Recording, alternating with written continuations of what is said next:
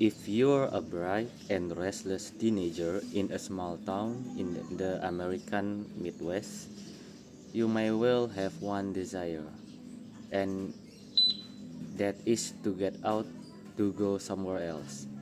Hibbing, Minnesota, is one such town, and Robert Bob Zimmerman was one such young man.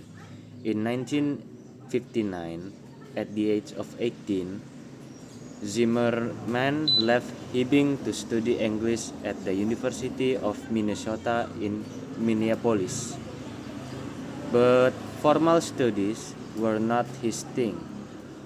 Bob was very much into folk music, and on campus, and of it soon became a popular performer at folk club and folk event. Zimmerman was a bit of a long name for a cool folk singer, so Bob adopted the name of the popular radical Welsh poet Dylan Thomas, who had died 6 years previously. Robert Zimmerman became Bob Dylan. Big, Big Dog was, compared to Hibbing, Minneapolis was not the throbbing cultural capital of the United States, and within a year, Bob had dropped out of university and made up his mind to pursue a career in music instead.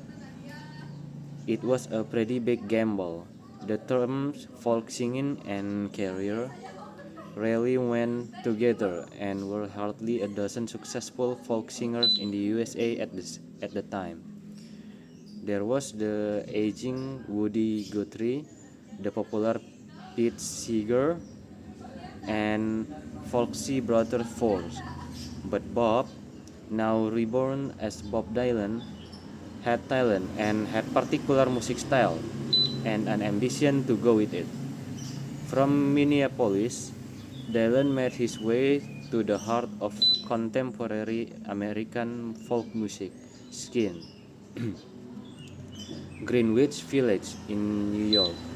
Reaching the city by Greyhound bus in January 6, 1961, with little money in his pocket and no clear career plan in his head. It was, however, the start of a new chapter in his life, and at once he began performing in local clubs, gaining attention for his talent and unique style, performing in coffee houses and bars of Greenwich Village, playing both popular folk songs and some of his own composition. Dylan soon built a following. His distinctive nasal voice and original lyric attracts the attention of music critics and fellow musicians. And just over 3 months after he arrived in New York, an enthusiastic article in the New York Times by Robert Shelton helped launch Bob Dylan on the road to success. Within weeks, Columbia Records had signed him up for a recording contract. Dylan's first album, simply titled Bob Dylan, came out on March 1962 and included a mixture of traditional folk songs such as House of the Rising Sun and a couple of Dylan's own compositions. The album was a success, but just a foretaste of what was to follow. It was Dylan's second album, The Freewheelin' Bob Dylan, released in 1963, that really revealed his unique genius as a songwriter. It came out at a point in time when J.F. Kennedy was president of the USA. America was getting involved in Vietnam, and people were alarmed at the prospect of nuclear war. Songs like Blowin' in the Wind and A Hard Rain Gonna Fall touched the developing issue of the day. The 1964 album, The Times They Are A Changin', continued the trend with socially conscious protest song that captured the mood of generation increasingly politicized by civil rights movement, the Vietnam War, and the youthful rebellion against social conformity.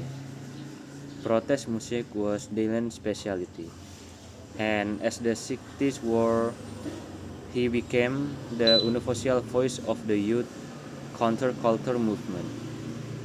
It was in his it was in this role that the following year Dylan was billed as the top act at the July 1965 Newport Folk Festival, the biggest annual folk event in the USA.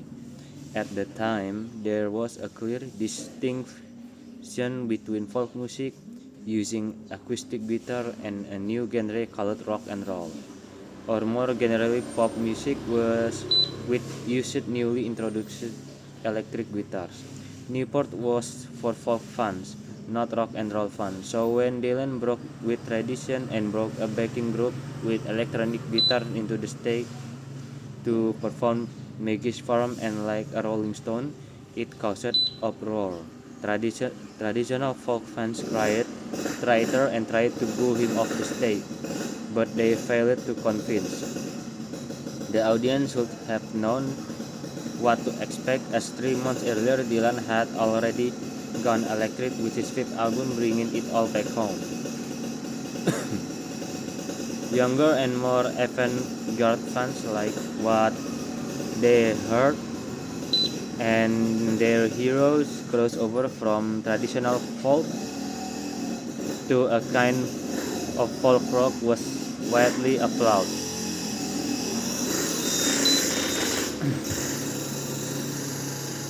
Venturing into new creative fields had become one of Dylan's hallmarks. However, bringing was only the beginning of Dylan's creative evolution. His next album, Highway 61, Revisited, would be hailed by many as his masterpiece, featuring some of the greatest lyrics ever written. This included the momentous Desolation Row, almost 12 minutes of lyrical meandering through a dystopian world populated by Cain and Abel, Einstein, Ezra Pound, and other figures from our collective culture. It was Dylan at his best, the Dylan that 51 years later would be awarded the Nobel Prize of Literature. From 1965 to 1967, Bob Dylan was the most influential poet and singer in the world, rivaled only perhaps by John Lennon. In 1966, he undertook a massive world tour involving 47 concerts, the last two being in Paris and London. 2 months later, everything came to a halt. Speeding along a rural road in Woodstock, New York, Dylan was involved in a serious motorcycle incident. He was not killed. Indeed, within a year he had returned to recording studio, but Dylan has changed. There was still the same nasal voice, still the folk song, still the electric guitar, but magic has gone. Since 1967, another 28 albums have followed, most recently in 2020. And to this day, Dylan is still recognized as the great musician, but as an icon, his time is well past.